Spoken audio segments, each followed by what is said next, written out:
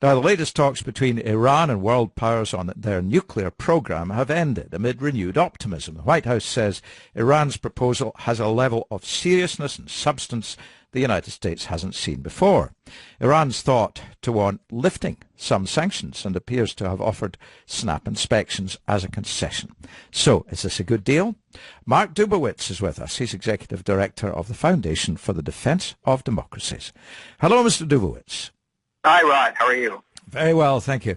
At what point, then, is the question? I mean, when do the Western negotiators blink and start talking about easing some of these sanctions?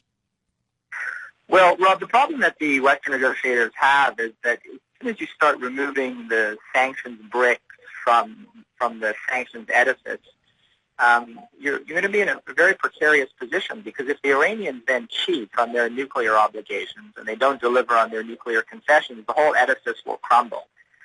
So the real dilemma is you want to give some sanctions concessions in exchange for nuclear concessions, but you don't want to bring down the sanctions architecture too early, otherwise you'll have no leverage if and when the Iranians actually don't deliver.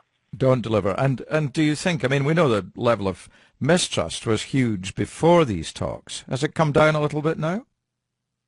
Well, I think we're suffering sort of the soft bigotry of low expectations, because after Ahmadinejad and his cohorts, if they had just shown up and had a pleasant tea and scones, I think it would have been a success. And so it's too early to tell. I mean, the atmospherics were definitely better, but the substance, the delivery, the actual compliance, that's still to be negotiated, and we're a long way from there. We don't actually know, do we, what the Iranians are proposing? I mean, this is something that they're keeping very close to their chests, the negotiators.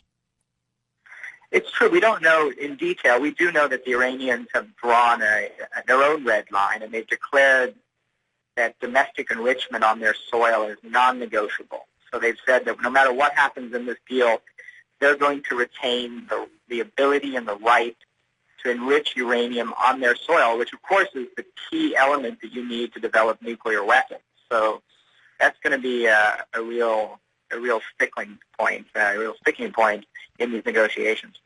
Question has to be, though, whether they close any of their plant. That would be a possible demand, wouldn't it, from the Western side, if they actually closed a factory that looks as if it's capable of making bombs.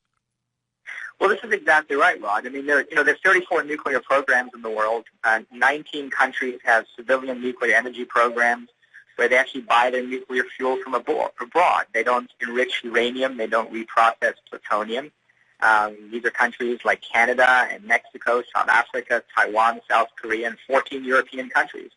Of the remaining 15, 9 have nuclear weapons, which leaves Iran and 5 other countries, Holland, Germany, Japan, Brazil, and Argentina. And, the problem is we're not negotiating with King Wilhelm of Holland. We're negotiating with Iran's supreme leader, Ali Khamenei, who's made it very clear over the years in terms of his own behavior, his own nuclear deception, that what he really wants is a bomb. So we got to get these facilities closed, and we got to get adequate safeguards to ensure that they don't break out or sneak out to a weapon. As far as you understand it, what's the mechanism now? These negotiators all break, do they, and come back to their host governments? Yeah, they're going to come back. There's going to be weeks of sort of technical discussions between the P5+1 and Iranian technical experts on issues relating to nuclear physics and sanctions. And then they're supposed to reconvene in early November for another round in Geneva, where presumably there'll be more detailed discussions and negotiations.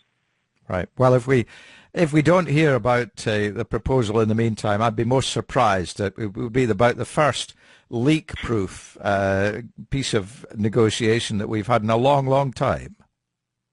I think that's right. I mean, I think we will hear the details, and I think we're going to hear a lot more about nuclear physics and what the Iranians are prepared early on to do in terms of satisfying the international community that their program is not a nuclear weapons program. And we'll hear more about sanctions relief. And I had an idea that was been proposed and written about today in Bloomberg, that there is actually a way to give sanctions relief in the short term to Iran without having the whole edifice crumble down, by offering a carrot, always having a stick, and having a rubber band on these sanctions that allows snap them back if and when the Iranians don't deliver. Well, let's hope that that works, and we'll be talking further about this in the weeks to come. Thank you, Mr. Dubowitz. Thanks for having me, Ron.